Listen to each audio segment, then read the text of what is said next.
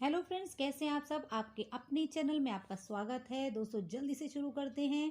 हर संकट को दूर करता है अपरा एकादशी का व्रत। जाने महत्व, पूजा का मुहूर्त और उपाय और कथा। तो दोस्तों, अपरा एकादशी भगवान विष्णु को बेहद प्रिय है। अपरा एकादशी का व्रत करने और कथा सुनने से सभी कष्ट दूर हो जाते हैं और भक्त जन्म मरण के बंधन से मुक्त हो जाता है। ज्येष्ठ मास की कृष्ण पक्ष की एकादशी को अपरा और अचला एकादशी के नाम से भी जाना जाता है। तो चलिए आइए इसका बताते हैं कथा और महात्म्य कि क्या महात्म्य है इसका।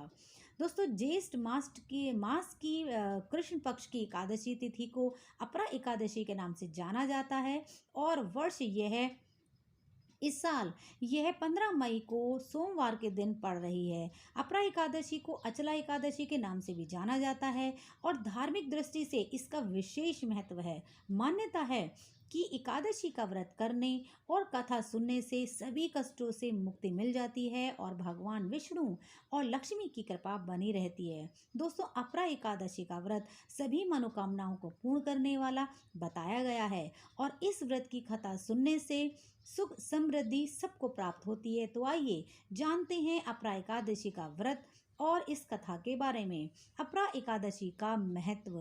धार्मिक मान्यताओं के अनुसार अपरा एकादशी का व्रत रखने से हर भय से मुक्त हो जाता है उनका भक्त और जन्म मरण के बंधन से भी मुक्ति मिलती है। दोस्तों, अपरा एकादशी के व्रत को सभी को करना चाहिए और ये सभी को सारे कार्यों में विजय दिलाता है और इस तिथि का व्रत करने और व्रत सुनने से 100 यज्ञों के बराबर पुण्य की प्राप्ति होती है। इस व्रत में शंख चक्र और गदाधारी भगवान विष्णु के रूप की पूजा की जाती है। अगर आप एकादशी का व्रत नहीं कर सकते हैं तो कोई बात नहीं, कथा अवश्य सुनिए। पूरा दिन भगवान श्रीमन नारायण का भजन कीजिए। इस व्रत की कथा सुनने से पूरे परिवार का कल्याण होता है और आसपास का जो सकारात्मक ऊर्जा संचार बना रहता है। तो दोस्तों, अब आते हैं इसकी व्रत कथा पर। पौराणिक कथाओं के अनुसार प्राचीन काल में महिध्वज नाम का एक राजा था और वो राज्य करता था। महिध्वज राजा बहुत दयालु और धर्मात्मा प्रकार के एक व्यक्ति थे, लेकिन राजा का जो छोटा भाई व्रजध्वज था वो उनसे बहुत ही ईर्ष्या करता था।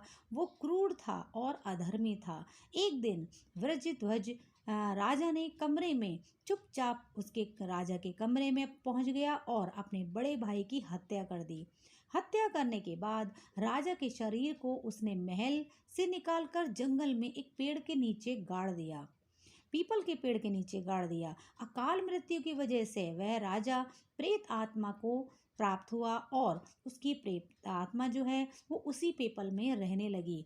प्रेत आत्मा बनने के बाद वह वहाँ काफ़ी उत्पात मचाने लगा। रोज़ आने जाने वाले लोगों को परेशान करने लगा। लेकिन दोस्तों, एक दिन धौम्य नामक ऋषि पीपल के पास से गुजर रहे थे। तभी उन्होंने उस प्रेत को देख लिया और अपने तपोबल से उससे कुछ जानने की कोशिश की कि ये सब कैसे हुआ। उस प्रेत ने उन्हें सब कुछ बता दिया। प्रेत की जो परेशानी है वो दूर करने के लिए ऋषि ने उसको परलोक विद्या का उपदेश दिया और इसके बाद राजा को प्रेत योनि से मुक्ति दिलाने के लिए धौम्य जो ऋषि हैं उन्होंने स्वयं अपरा एकादशी का व्रत किया और उस व्रत का पुण्य प्रेत को अर्पित कर दिया।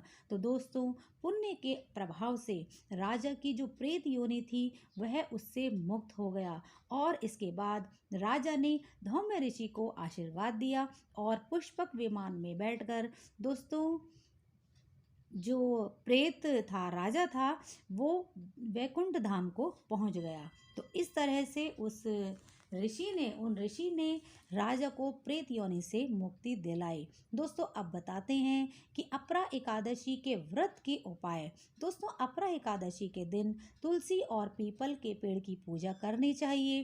तुलसी और पीपल के पेड़ के नीचे दीपक जलाकर 11 परिक्रमा करनी चाहिए और विष्णु सहस्त्र नाम का पाठ करना चाहिए। दोस्तों, दूसरा, अपरा एकादशी के दिन चतुर्भुज भगवान विष्णु के साथ लक्ष्मी माता की पूजा करनी चाहिए। साथ ही शाम को घर के ईशान कोण में एक घी का दीपक जरूर जलाना चाहिए। दोस्तों, अपरा एकादशी के दिन दक्षिणावर्ती शंख से भगवान विष्णु का अभिषेक करना चाहिए और दान करना चाहिए। साथ ही गाय को चारा खिलाना चाहिए, चींटियों को आटा, शक्कर आदि खिलानी चाहिए। दोस्तों, अपरा एकादशी के दिन चावल नहीं खाने चाहिए और एकादशी के दिन चावल खाना अशुभ माना जाता है।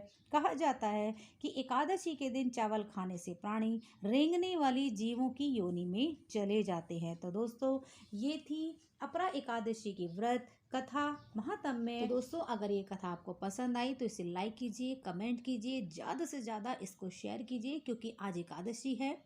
सबके पास ये कथा पहुंचनी चाहिए। जिसको ये कथा सुनने के लिए मिलेगी उसको बहुत पुण्य मिलेगा और उसका एक अंश आपको भी मिलेगा। तो किसी भी तरीके से हम पुण्य करने में पीछे ना रहें, ज़्यादा से ज़्यादा इसे आप फॉरवर्ड कीजिएगा। चैनल पर अगर नए हैं तो इसे सब्सक्राइब कर लीजिए। एक बेल आइकन टाइप का इसमें एक बटन होता है, जैसे घंटी होती है ऐसी, उसको आप प्रेस कर दीजिए, जिससे कि सारी नई वीडियो सबसे पहले आपके पास पहुंचेंगी और हम नई वीडियो के साथ फिर से आपके पास आएंगे, नई कथा लेकर, नए अच्छे अच्छे मोटिवेशनल वीडियोस मैं बनाती हूँ। बहुत टाइप की आप मेरे चैनल पर आकर वीडियो देख सकते हैं। बहुत सारी वीडियोस पड़ी हैं। तो दोस्तों, नई हम वीडियो के साथ फिर आपके पास आएंगे। तब तक के लिए जय श्री मन नारायण।